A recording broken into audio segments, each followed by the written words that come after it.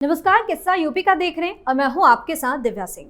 पहलगाम में हुए हमले के बाद देश भर में गुस्से की लहर दौड़ गई है। निर्दोष लोगों की जान जाने से जनता आक्रोशित है और पूरे देश में पाकिस्तान के खिलाफ विरोध प्रदर्शन हो रहे हैं। वहीं आज हमले के बाद पहली जुमे की नमाज थी और मौलानाओं की तरफ से मुसलमानों से अपील की गई थी कि आज पहलगाम हमले के खिलाफ अपना विरोध दर्ज करें, जिसके बाद मुस्लिम समुदाय के लोगों ने नमाज के समय काली पट्टी बांधी, फिर घटना का खिलाफ विरोध प्रदर्शन किया, हिंदुस्तान जिंदाबाद के नारे भी लगाए और हमले में मारे गए लोगों को श्रद्धांजलि भी अर्पित की। तो दूसरी तरफ अखिलेश यादव का ऐसा बयान आया है जो हैरान करने वाला है। जब उनसे सवाल पूछा गया कि सीएम योगी तो मृतक शुभम के परिवार से मिलने चले गए, आप कब जाएंगे, तो अखिलेश ने कहा कि हालांकि शुभम के परिवार से मेरा कोई संबंध नहीं है, लेकिन मैं अपने पार्टी के कार्यकर्ताओं से कहूंगा कि वो वहां जरूर जाएं। कई बार बीजेपी के लोग व्यवहार भी गलत करवा देते हैं, बीजेपी के लोग अपमानित करवा देते हैं। आज इसी पर चर्चा करेंगे। मेरे साथ स्टूडियो मौजूद हैं कैपिटल टीवी के executive editor Rajeev sir. Sir, आपका स्वागत है। धन्यवाद।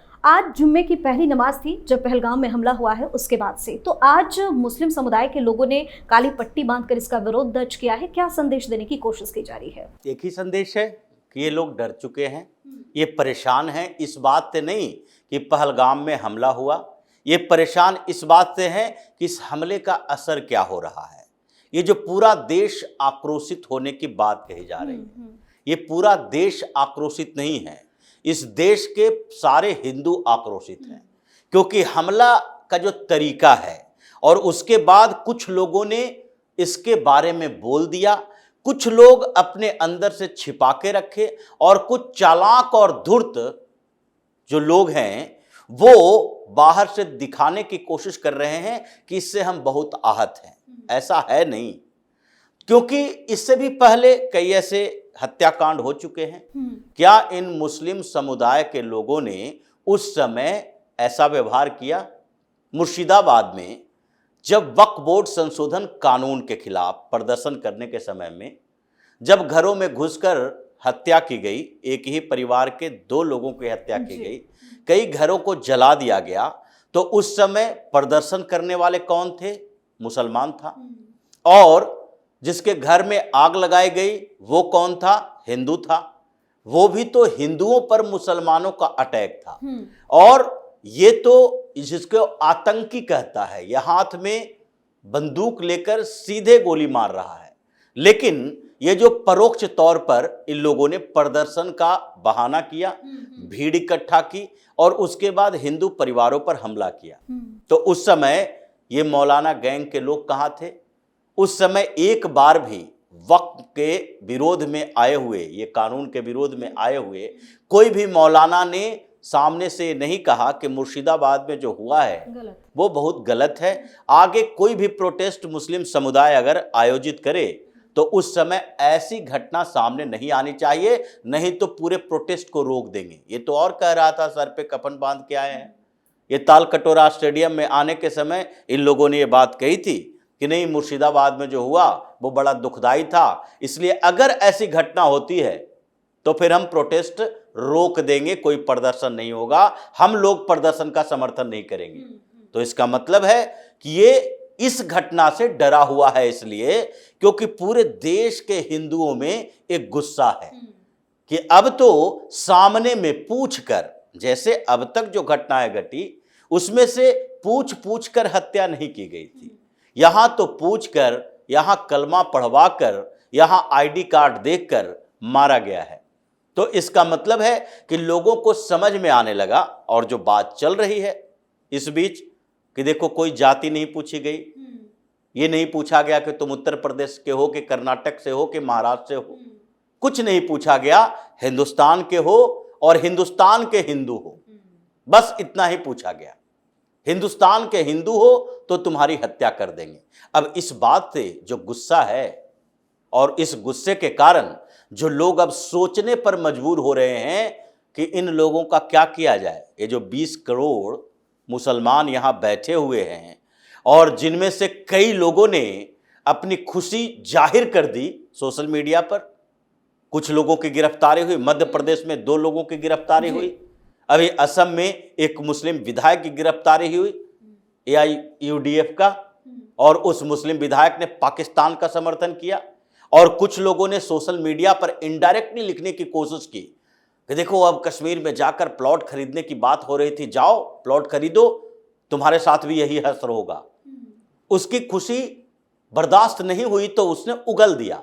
कुछ लोगों की खुशी अंदर अंदर थी और वो छिपा के रखे हुए है। ये स्ट्रेटजी है, इन लोगों की रणनीति रही है कि जहां मजबूत हो लड़ते रहो लड़ते रहो, उसके बाद जब परेशानियां सामने आए तो सबको दिखाने की कोशिश करो कि नहीं नहीं हमारे साथ अब गलत हो सकता है। तो इसलिए हम इसकी निंदा करते हैं। फिलिस्तीन में जो गाजा में ये इजराइल का आक्रमण शुरू हुआ, उससे पहले जो हमास के आतंकियों ने इजरायलियों की हत्या की थी तो कोई सड़क पर नहीं आया, कोई कुछ बोलने के लिए तैयार नहीं था कि नहीं ये गलत हुआ है गलत हुआ है। लेकिन जैसे ही इजराइल ने हमला शुरू कर दिया, इन लोगों को चुन चुन कर मारना शुरू कर दिया, वैसे ही ये यूएन में चले गए, संघर्ष विराम होना चाहिए, सीज फायर होना चाहिए, ये मानवाधिकार का नाम लेने लगे। यहाँ बच्चों की तस्वीरें आने लगे कि देखो ये छोटे छोटे मासूम बच्चे मारे जा रहे हैं। युद्ध जब घोषित हो चुका है तो कुछ भी हो सकता है। तुम भी उधर से मिसाइल दाग रहे हो तो इधर क्या हो रहा है, कौन बुजुर्ग कौन बच्चे ये देखकर मिसाइल से हमला नहीं कर रहे। तो इसलिए इन लोगों ने वहां भी हंगामा करना शुरू कर दिया। इस बात के लिए पूरी दुनिया के इकट्ठा होने लगे मुसलमान, और यहां भी आइजॉन रफा चलता था। यहां के मुसलमानों को कौन से फिलिस्तीन के मुसलमानों से सगे संबंधी की बात होने लगी थी, लेकिन उस मामले में तो एकजुट हो गए थे। अभी तक कभी भी यहाँ के मुसलमानों ने एक बार भी बांग्लादेश में जो हिंदुओं के खिलाफ हो रहा है, जो अत्याचार हो रहा है, मर्डर हो रहे हैं, मंदिरें को तोड़ा जा रहा है, जलाया जा रहा है, उस पर यहाँ के मुसलमानों ने मस्जिदों से अनाउंसमेंट किया था। या उस समय जुमे की नमाज के समय ये बांग्लादेश मुर्दाबाद के नारे लगाए थे, बांग्लादेश के खिलाफ नारेबाजी की थी, उसको बाइकाट की बात की थी, नहीं की थी, क्योंकि इसे लग रहा था कि बांग्लादेश में जो हो रहा है वो बांग्लादेश का मामला है और भारत सरकार उस पर प्रतिक्रिया कर सकती है, कुछ प्रतिबंध लगा सकती है। लेकिन हिंदुस्तान के मुसलमान अभी उस दायरे में नहीं आते। ये हिंदुस्तान में ही हुआ और हिंदुओं के साथ हुआ, और इसके कारण ये लोग डरा हुआ है कि एक आवाज निकली नहीं कि उसके बाद हमारी स्थिति खराब हो जाएगी। इस पर विश्वास नहीं किया जा सकता। ये 4 दिन तक ऐसे ड्रामे होते रहेंगे हिंदुस्तान के अंदर, क्योंकि अभी इन लोगों को लग रहा है कि सहानुभूति उन लोगों के साथ है, गुस्सा हिंदुओं के अंदर है, सरकार कठोर कार्रवाई कर रही है, एक एक को चुनकर पाकिस्तानियों को यहां से भेज रही है। इन्हीं लोगों के सगे संबंधी है जो कुछ समय तक यहां आता है, कॉन्स्पिरेसी करता है, उसमें से कुछ एजेंट भी होता है, और यहां आकर फिर कुछ हमले की तैयारी देखता है कि कैसे करें, कहां पर बम विस्फोट करें। इन लोगों पर इसलिए विश्वास नहीं होता कि अभी 70-75 सालों के इतिहास में तुम्हारा जो व्यवहार रहा है वो भारत के अनुकूल रहा ही नहीं है, पाकिस्तान परस्त वाला रहा है, पाकिस्तान के समर्थन में रहा है। अभी भी ये परोक्ष तौर पर यही हो रहा है। महबूबा मुफ्ती को क्यों चिढ़ लग रही है इस बात के लिए कि पाकिस्तान के खिलाफ कार्रवाई होनी शुरू हो गई? जब सवाल उठाते हो इस बात के लिए कि ये स्थायी समाधान नहीं है, तो उसी समय तुम्हारी मानसिकता का पता चलता है कि इसे रोकने की कोशिश कर रहे हो। यह स्थायी समाधान नहीं है। तो स्थायी समाधान तो 75 सालों में तुम लोगों ने कर लिया। अगर स्थायी समाधान नहीं हुआ तो 75 साल में अस्थायी समाधान भी कुछ नहीं कर पाए। तो अस्थायी समाधान क्या हो सकता है वो तुम बताओ। और उसमें क्या कहेगा ये लोग कि पाकिस्तान के साथ बातचीत करनी चाहिए। कौन होता है पाकिस्तान तुम्हारे मामलों में बात करने वाले? तुम अपनी बात करो कि कश्मीर को क्या चाहिए, घाटी के क्षेत्र के लोगों को क्या चाहिए। तो चाहिए क्या? तो आज़ादी चाहिए, भारत से अलग होना चाहिए, आज़ाद कश्मीर चाहिए। और आज़ाद कश्मीर, जिसको आज़ाद कश्मीर ये लोग कहता है पीओके, वहां पर पाकिस्तानी सेना, पाकिस्तान के लोग आकर इन लोगों की औकात बताते रहता है कि तुम आज़ाद नहीं हो। हिंदुस्तान के जो कश्मीर वाले लोग हैं वो तो आज़ाद हैं, लेकिन पीओके के मुसलमान अभी भी गुलाम है, पाकिस्तान का गुलाम है। वो यहाँ तो आज़ाद है, हिंदुस्तान का हिस्सा है और हिंदुस्तान में आज़ादी है, लेकिन वहाँ अभी भी पाकिस्तान का गुलाम है वो। तो इसलिए ये जो मस्जिदों में घूम घूम कर और ये मदरसों में, मस्जिदों में ये चारों तरफ एक दिन का नारेबाजी कर लिया, पाकिस्तान मुर्दाबाद का नारा लगा लिया, इससे फर्क नहीं पड़ता। मैच होता है तो पाकिस्तान जिंदाबाद, ऐसे समय समय पर पाकिस्तान के झंडे लगाएगा, पाकिस्तान जिंदाबाद करेगा, ऐसे समय में ये पाकिस्तान मुर्दाबाद कहेगा। ये जुबान से सिर्फ मुंह से आवाज निकाल रहा है, अंदर से आवाज इसकी नहीं है। अंदर से जिस दिन आवाज निकलेगी उस दिन लोग इस पर विश्वास करेंगे, क्योंकि इसके लिए आपको निरंतर सतत प्रयास करना पड़ेगा और सैकड़ों मुद्दों पर लगातार पाकिस्तान के खिलाफ, इन जिहादियों के खिलाफ बोलना पड़ेगा। उस समय तो तुम्हें अच्छा लगता है, ये संभल में हुआ तो अच्छा लगा कि इन लोगों ने हमला कर दिया पुलिस वाले के ऊपर, विक्टिम कार्ड खेलने लगे, जब गोली चली मर गया तो इसलिए इस पर विश्वास नहीं किया जा सकता। ये अभी डरा हुआ है क्योंकि अभी जो हिंदुओं में गुस्सा है वो किस लेवल पर जाएगा अभी इन लोगों को भरोसा नहीं है। और पता है कि हिंदुओं में जो गुस्सा है वो सीधे तौर पर अगर ना निकले, परोक्ष तौर पर भी निकलना शुरू हुआ, हमसे संबंध तोड़ना शुरू कर दिया, तो उसके बाद हमारा क्या होगा, बायकॉट करना शुरू कर दिया।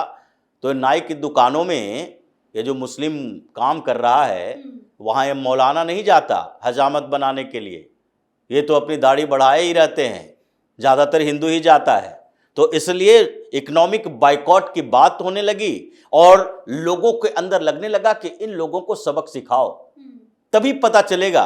वो पाकिस्तान से आके या कश्मीर के क्षेत्र में ही ये हिंदू और मुसलमान के बात करते हुए हिंदुओं पर हमला करता है, तो हम फिर मुसलमानों पर इनडायरेक्ट अटैक करेंगे अपने तरीके से। सर, अखिलेश यादव का थोड़ा सा जिक्र करना चाहेंगे। जिस तरीके से उन्होंने मृतक शुभम को लेकर अपना बयान दिया है, वो कह रहे हैं कि उनसे मेरा कोई संबंध नहीं है, लेकिन हम अपने कार्यकर्ताओं को कहेंगे कि वहां पर जाएं, लेकिन डर है कि बीजेपी कुछ गलत व्यवहार न करवा दे। इस तरीके का बयान क्यों दे? देखिए, बीजेपी गलत व्यवहार करवा दे भी तो तुम राजनीति छोड़ दोगे।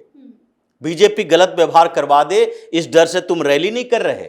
बीजेपी गलत व्यवहार करवा दे इस डर से तुम क्या आगरा नहीं गए थे रामजी लाल सुमन का समर्थन करने के लिए? या बीजेपी गलत व्यवहार करवा दे तो तुम पुरस्कार नहीं दे रहे थे? जो बुलडोजर एक्शन में एक बच्ची का फोटो आया और वो सुप्रीम कोर्ट में उसका जिक्र किया गया किताब लिए हुए, उसको समर्थन करने नहीं पहुंचे। तुम सैकड़ों लोगों के घर पे नहीं जाते।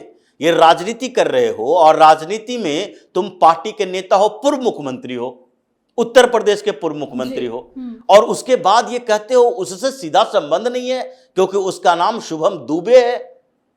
ये संबंध होता है तुम्हारा, उत्तर प्रदेश के लोगों से ये लगाव है। इसको डर इस बात का नहीं है कि भारतीय जनता पार्टी कुछ करवा दे, इसको डर इस बात का है कि वहां के लोकल लोग हमसे कुछ ना कर दें, क्योंकि डर तो होना चाहिए।